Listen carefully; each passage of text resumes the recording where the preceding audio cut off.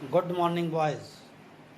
Today we are going to discuss our history lesson Nationalism in India. Nationalism in India. Modern nationalism in Europe came to be associated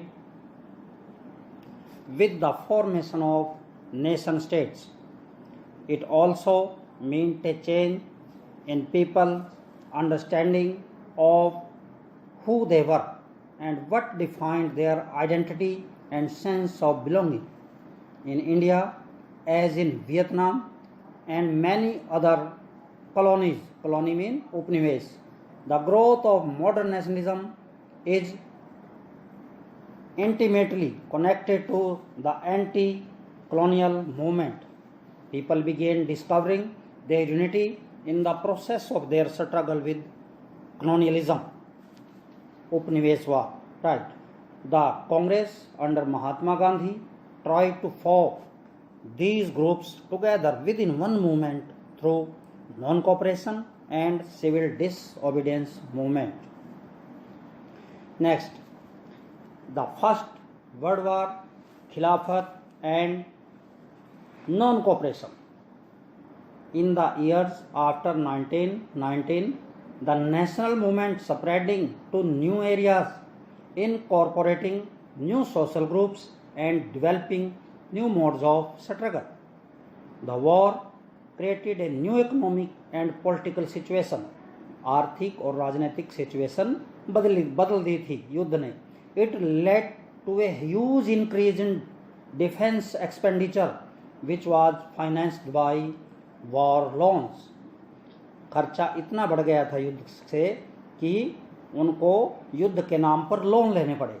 and increasing taxes, custom duties were raised and income tax introduced. Yes, through the warrior prices increased, doubling between 1913 and 1918, leading to extreme hardship for the common people. Common जो people थे उनका जीवन दूभर हो गया. Then in 1918, 19 and 1920-21, crops failed in many parts of India, resulting in acute shortage of food. This was accompanied by an influenza epidemic. बीमारी आ गई थी. According to the census of 1921, 12 to 13 million people perished. Perished होता है खत्म हो जाना. As a result of famine and the epidemic. Next is the idea of satyagraha. The idea of satyagraha emphasized the power of truth and the need to search for truth. In 1916, he organized a satyagraha to support the peasants of Champaran, Bihar. In next year, in 1917, he organized a satyagraha to support the peasants of Kheda district of Gujarat affected. In 1918, Mahatma Gandhi went to Ahmedabad to organize a satyagraha movement amongst cotton mill workers. Next, the Rowlatt Act. It gave the government enormous powers to repress political activities and allowed detention of political prisoners without trial for 2 years.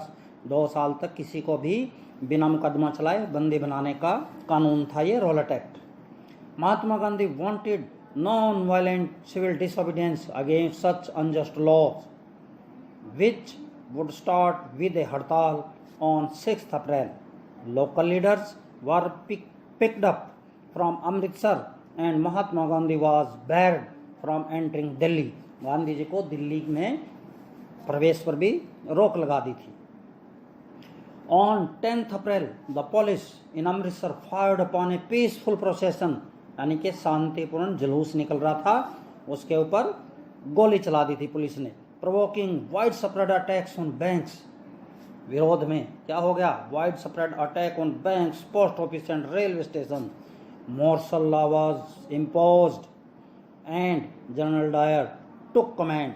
Martial law लगा दिया गया था, जिसमें 2 से ज़्यादा इकट्ठे नहीं हो सकते थे, और जनरल डायर के हाथ में कमान आ गई। On 13th April the infamous Jallianwala Bagh incident took place. On that day, a crowd of villagers who had come to Amritsar to attend a fair gathered in the enclosed ground of Jallianwala Bagh. Fair किस चीज़ का? Baisakhi fair. Yes, being from outside the city, they were unaware of the martial law and that had been imposed. Dyer entered the area, blocked the exit points, and opened fire on the crowd, killing hundreds. His object, as he declared later, यानी कि बाद में उसने जो ये सारी घटना करी, लोगों को मारा, उसने बाद में डिक्लेयर किया। क्यों किया भाई, मैंने क्यों किया ऐसा काम? क्या कहता है वो? His object, as he declared later, was to produce a moral effect to create in the minds of satyagrahis a feeling of terror and a भय का वातावरण पैदा करने के लिए कह रहा है मैंने ये गोलीबारी की है। खिलाफत movement. While the Rowlatt Satyagraha had been a widespread movement, it was still limited mostly to cities and towns. The First World War had ended with the defeat of Ottoman Turkey to defend the Khalifa's temporal powers. A Khilafat committee was formed in Bombay in March 1919. खलीफा था जो मुसलमानों का आध्यात्मिक गुरु होता था, वो खलीफा होता था। A young generation of Muslim leaders like the brothers Muhammad Ali and Shaukat Ali, ये 2 भाई थे, right, began discussing the Mahatma Gandhi about the possibility of a united mass action on the issue at the Calcutta session of the Congress in September 1920. He convinced other leaders of the need to start a non-cooperation movement in support of Khilafat as well as the Savraj. It is the map of Ottoman Turkey, right? Now question is here, why non-cooperation? Non-cooperation, असहयोग आंदोलन ही क्यों शुरू किया गांधी जी ने? Mahatma Gandhi declared that British rule was established in India with the cooperation of Indians and had survived only because of this cooperation. यानी कि हमने सहयोग किया है अंग्रेजों का, इसलिए वो हमारे ऊपर राज कर रहे हैं। If Indians refused to cooperate, British rule in India would collapse within a year and Swaraj would come. It should begin with the surrender of titles. Title होता है उपाधि, यानी कि ये कहाँ से शुरू हुआ? उपाधि वापिस करना। अंग्रेजों ने जो हमारे लोगों को उपाधियाँ दे रखी थी, टाइटल्स दे रखे थे, for example sir, Rai Bahadur, ये उपाधियों के नाम थे। That the government awarded and a boycott of civil services, army, police, courts and legislative councils, schools and foreign goods. Then in case the government used repression, a full civil disobedience campaign would be launched. Congress were however concerned about the proposals. They were reluctant to boycott the council elections. वो परिषद के इलेक्शनों का boycott नहीं करना चाहते थे। Yes, for November 1920, and they feared that the movement might lead to popular violence. Finally, at the Congress session at Nagpur in December 1920, a compromise was worked out and the non-cooperation program was adopted. Differing strands within the movement. The non-cooperation Khilafat movement began in January 1921. Various social groups participated in this movement. Teachers resigned and lawyers gave up their legal practices. Foreign goods were boycotted. Boycott होता है बहिष्कार कर देना. Liquor shops picketed, stop the entry to the shops, यानी कि दुकानों के अंदर जाने के रास्ते रोक देना. and foreign clothes burnt in huge bonfires. विदेशी वस्त्रों की होली जलाई गई. But this movement in the cities gradually slowed down for a variety of reasons. क्या कारण थे इसकी गति धीमी पड़ने की?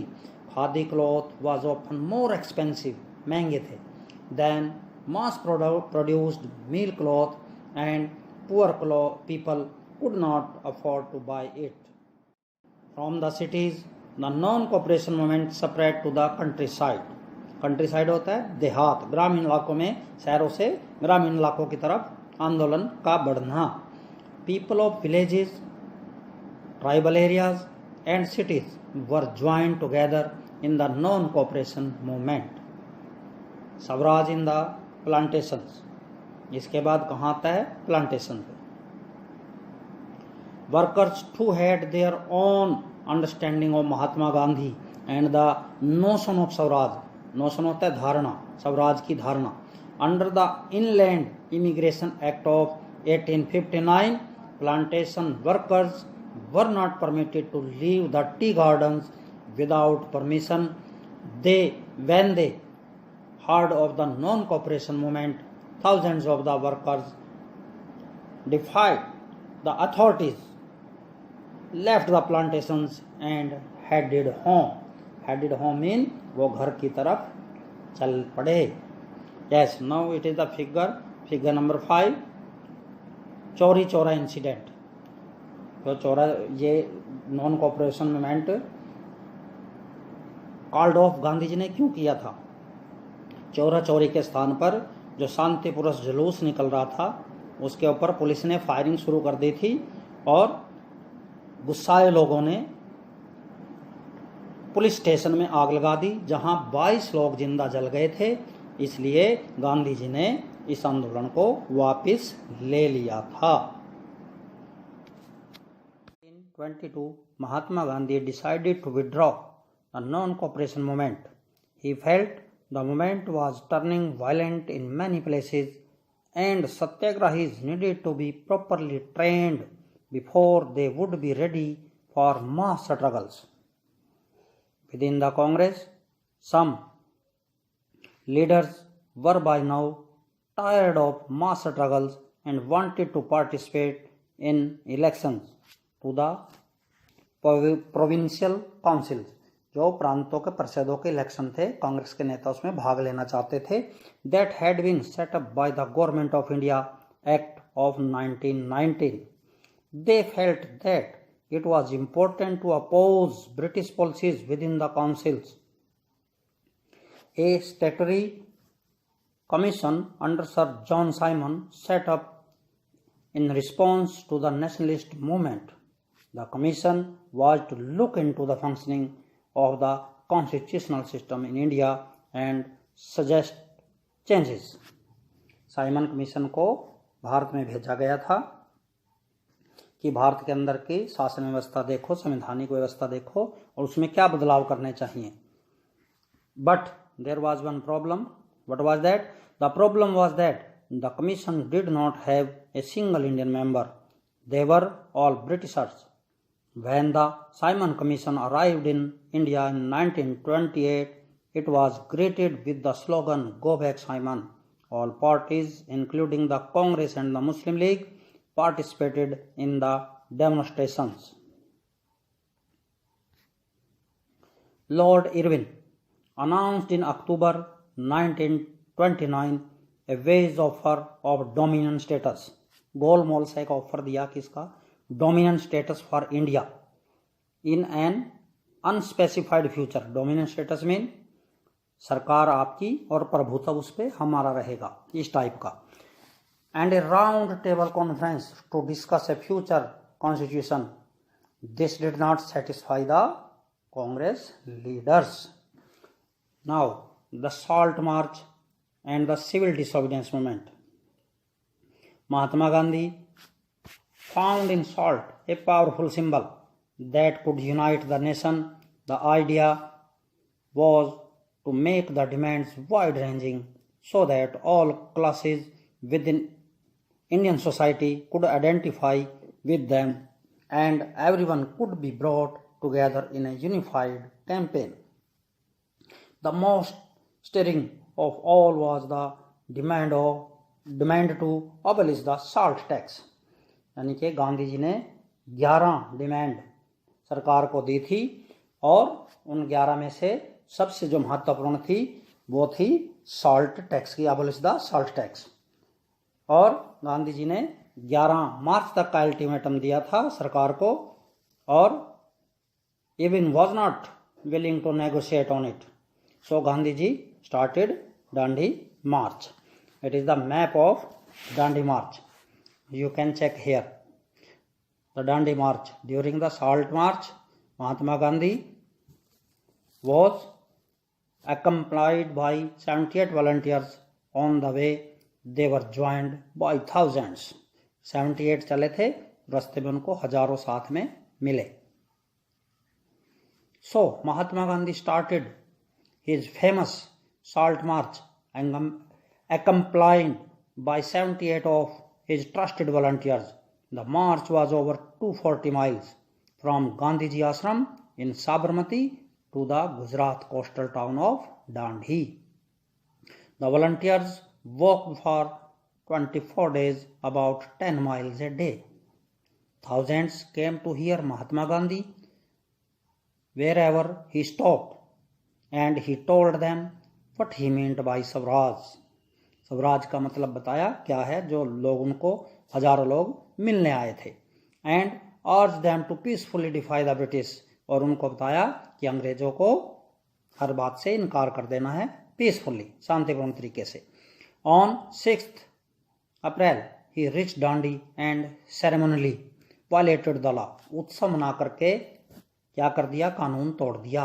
किस चीज़ का, मैन्युफैक्चरिंग साल्ट को बना करके। जो कानून बनाया था अंग्रेजों ने, नमक कानून, उसको तोड़ दिया। This mark the beginning of the civil disobedience movement. Thousands in different parts of the country broke the salt law, manufactured salt and demonstrated in front of government salt factories. यानी कि सरकार की फैक्ट्रियों के सामने नमक बनाया गया, जुलूस निकाले गए और बहुत जगह नमक बनाया गया। As the movement spread foreign clothes was boycotted, boycott होता है बहिष्कार करना, and liquor shops were picketed, picketed होता है रास्ता रोक देना। लिकर शराब की दुकानों के रास्ते रोक दिए गए थे। Peasants refuse to pay revenue, revenue होता है राजस्व, and chaukidari taxes. Village officers resigned and in many places forest people violated forest laws, going into reserved forest to collect wood and graze cattle. Worried by the developments, the colonial government began arresting the Congress leaders one by one. This led to violent clashes in many places. When Abdul Ghaffar Khan, a devout disciple of Mahatma Gandhi, was arrested in April 1930, angry crowds demonstrated in the streets of Peshawar facing armed cars. Armed car means शस्त्रबंद गाड़ियाँ, and police firing, many were killed. सशस्त्र गाड़ियाँ थी और police थी, उन्होंने लोगों को मारा। In such a situation, Mahatma Gandhi once again decided to call off the movement and entered into a pact with Irvin on 5th March 1931. By this Gandhi-Irvin pact, Gandhi ji consented, consent होता है सहमति जता देना, to participate in round table conference in London, and the government agreed to release the political prisoners. But Congress had boycotted the first round table conference. Congress राजी नहीं थी, गांधी जी राजी थे। In December 1931, Gandhi ji went to London for the conference, but the negotiations broke down and he returned disappointed. बातचीत बीच में ही टूट गई और वो निराशा लेकर के लंदन से वापस लौट आए। बैक इन इंडिया, जब वो इंडिया में वापस आते हैं, he discovered that the government had begun a new cycle of repression. दमन का चक्कर चला दिया है सरकार ने, ऐसा उन्होंने इंडिया में आके देखा। With great apprehensions, Mahatma Gandhi relaunched the civil disobedience movement. और गांधी जी ने दोबारा आंदोलन को शुरू कर दिया। तो क्या हुआ? Rich peasants become enthusiastic supporters of the civil disobedience movement, organizing their communities and at times forcing reluctant members to participate in the boycott program. For them, the fight for Swaraj was a struggle against high revenues. यानी कि इसका क्या मतलब है कि जो अमीर किसान थे उन्होंने इसमें बढ़ चढ़ के भाग लिया, जो विरोध में थे उनको भी मनाया, और उनके लिए तो स्वराज का क्या मतलब था? ए struggle against high revenues, right. But they were deeply disappointed when the movement was called off in 1931 without the revenue rates being revised. So when the movement was restarted in 1932, many of them refused to participate. इनकार कर दिया। Yes, most businessmen came to see Swaraj as a time when colonial restrictions on business would no longer exist and trade and industry would flourish without constraints. But after the failure of Round Table Conference, business groups were no longer uniformly enthusiastics, यानी कि फिर जो बड़े businessman थे उन्होंने भी उत्साह से इसमें भाग नहीं लिया था। The industrial working classes did not participate in the civil disobedience movement in large numbers. Another important failure of the civil disobedience movement was the large scale participation of women. औरतों ने भी इसमें बढ़ चढ़कर भाग नहीं लिया था। During Gandhiji Salt March, thousands of women came out of their homes to listen to him. जब साल्ट मार्च शुरू में चलाया था गांधी जी ने तो हजारों औरतें आई थी उनको सुनने के लिए। Now the limits of the disobedience movement, सविनय अवज्ञा आंदोलन की लिमिट्स क्या थी, यानी कि किन लोगों ने इसमें भाग लिया था। Now all social groups were moved by the abstract concept of Swaraj. One such group was the nation's untouchables. For long, the Congress had ignored the Dalits. जब लंबे समय तक कांग्रेस ने दलितों को दूर रखा। For fear of offending the Sanatanis, the conservative high caste Hindus, conservative होता है रूढ़िवादी, जो ऊंची जात के जो हिंदू लोग थे, सनातनी थे, वो नाराज ना हो जाएं, उनको बचाने के लिए दलितों को दूर रखा। But Mahatma Gandhi declared that Swaraj would not come for 100 years if untouchability was not eliminated. eliminate होता है जब तक कि छुआछूत को हम समाप्त नहीं कर देते तब तक स्वराज नहीं आएगा। He called the untouchables हरिजन। तो यहाँ गांधी जी ने हरिजन शब्द दिया, किसको? अछूतों को। भैया वो छूत नहीं, उनको हरिजन बोला जाएगा। Doctor B.R. Ambedkar who organized the Dalits into the Depressed Classes Association in 1930, यानी कि 1930 में भीमराव अंबेडकर ने एक दलितों का श्रेणी बना दी, एसोसिएशन बना दी दमित क्लास के लोगों की। Clashed with Mahatma Gandhi at the second round table conference by demanding separate electorates for Dalits। और गांधी जी के साथ वो उनका मन मुटाव हो गया, क्लैश हो गया, जब उन्होंने सेकंड जो राउंड टेबल कॉन्फ्रेंस थी उसमें क्या डिमांड रख दी? सेपरेट इलेक्टरेट्स, यानी कि अलग से निर्वाचन क्षेत्र हमारे लिए होना चाहिए, दलितों के लिए होना चाहिए। When the British government considered Ambedkar's demand, अब अंग्रेज क्या करते हैं? अम्बेडकर की डिमांड को मान लेते हैं। Gandhi ji began a fast to death, अब गांधी जी ने आमरण अनशन शुरू कर दिया। Some of the Muslim political organizations in India were also lukewarm. lukewarm होता है थोड़ा गर्म होना, गुनगुना। In their response to the civil disobedience movement, after the decline of the non-cooperation Khilafat movement, a large section of Muslims felt alienated from the Congress। यानी कि non cooperation खिलाफत movement के बाद एक बहुत बड़ा जो वर्ग था मुसलमानों का, वो कांग्रेस से अलग थलग रहने लगा।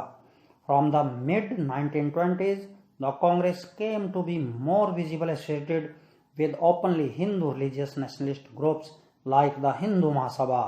जब कांग्रेस हिंदू महासभा के नजदीक आई, as relations between Hindu and Muslim worsened, इससे हिंदू और मुसलमानों के जो संबंध थे और खराब हो गए. Each community organized religious processions with militant fervour, यानी कि जो एक ग्रुप अपना जो जलसे जुलूस निकालता था उग्र रूप से निकालता था, provoking Hindu Muslim communal clashes and riots in various cities, इससे हिंदू मुसलमानों के झगड़े और बढ़ गए और दंगे कई शहरों में होने लगे. Every Riot depend the distance between the two communities, जितनी बार क्या होता, एवरी रियोट दंगे होते, उससे उतनी ही ज्यादा हिंदू और मुसलमानों के बीच में खाई बढ़ती चली जाती. The Congress and the Muslim league made efforts, किस चीज के एफर्ट किए, टू री नेगोशिएट एन अलायंस, यानी कि अलायंस दोबारा बनाया जाए. And in 1927 it appeared that such A unity could be form, यानी कि दोबारा वो इकट्ठे हो गए. कब, 1927 में. The important differences were over the question of representation in the future assemblies. Representation होता है प्रतिनिधित्व, जो आने वाली असेंबली होंगी, that were to be elected, जो आगे चुनी जाएंगी, उनको लेकर के अब एक क्वेश्चन था. Mohammad Ali Jinnah, one of the leaders of the Muslim League, was willing to give up the demand for separate electorates. पहले इन्होंने अलग निर्वाचन की मांग रखी थी, अब वो कहते हैं हम इस मांग को छोड़ सकते हैं. बट कब छोड़ेंगे, इफ मुस्लिम्स वर एश्योर्ड, मुसलमानों को ये यकीन दिलाया जाए, reserved seats in the central assembly and representation in the proportion to population in the muslim dominated provinces.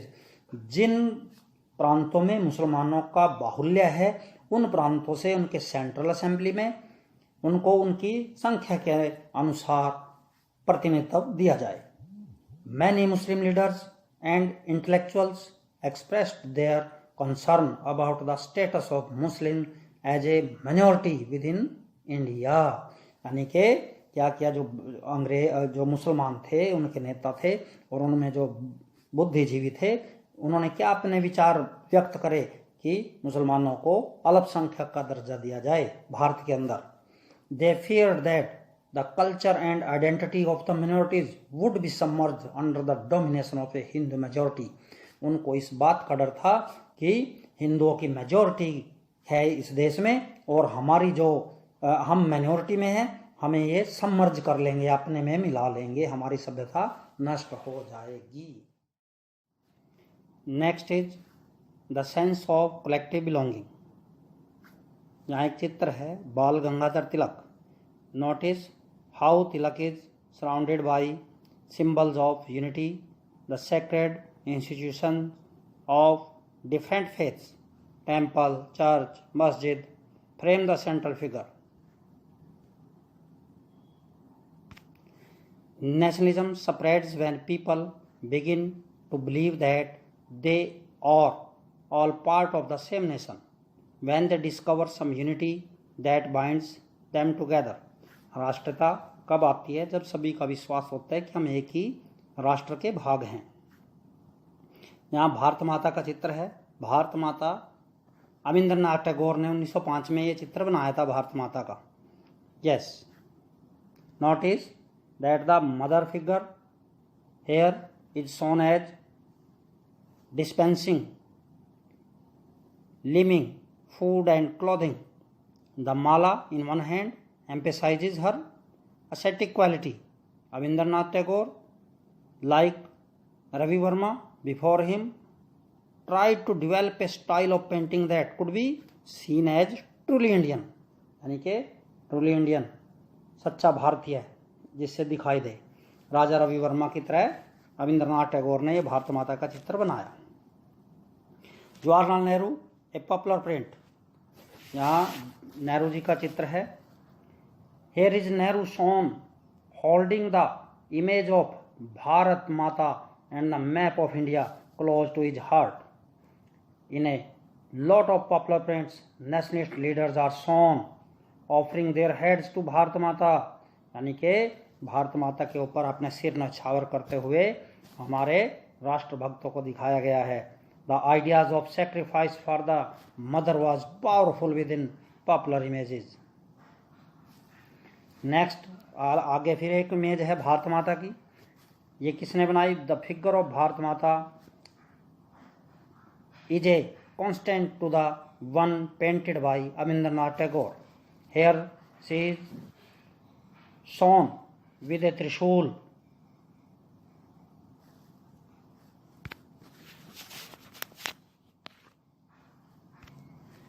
Standing besides a lion and an elephant, both symbols of power and authority. National movement developed. Nationalist leaders became more and more aware of such icons and symbols, in unifying people and inspiring in them a feeling of nationalism. During the स्वदेशी movement in Bengal, ये जो स्वदेशी आंदोलन था बंगाल का 1905 में चला था, a tricolour flag red, green and yellow was designed. Another means of creating a feeling of nationalism was through reinterpretation of history. History का पुनर्व्याख्या करना, इतिहास की पुनर्व्याख्या करना. Indians began looking into the past to discover India's great achievements.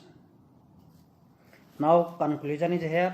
निष्कर्ष है, a growing anger against the colonial government was thus bringing together various groups and classes of Indians into a common struggle for freedom in the first half of the 20th century.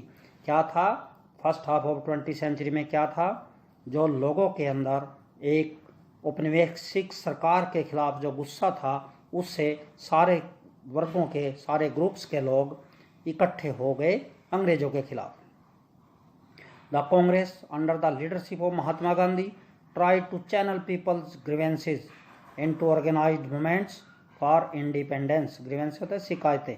लोगों की जो शिकायतें थी, गांधी जी ने क्या किया? उनको organised, यानी कि सारों को इकट्ठा करके, उनकी जिन लोगों की शिकायतें थी उन सबको इकट्ठा करके स्वतंत्रता के लिए आंदोलन चलाया. Through such movements the nationalist tried to form a national unity.